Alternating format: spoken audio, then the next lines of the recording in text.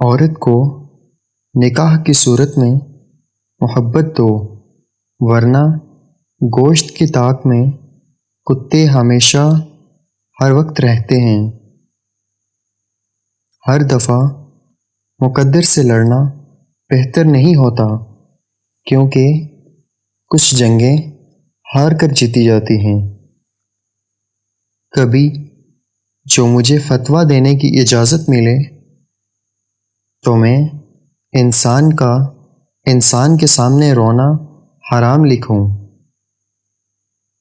شکل و صورت انسان کا پہلا تعارف ہوتی ہے، اور اس کے الفاظ اور کردار اس کا اصل تعارف ہے۔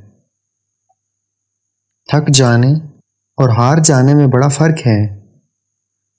تھک جانے والا دوبارہ اٹھ کھڑا ہوتا ہے، جبکہ ہار جانے والا ایسا نہیں کرتا۔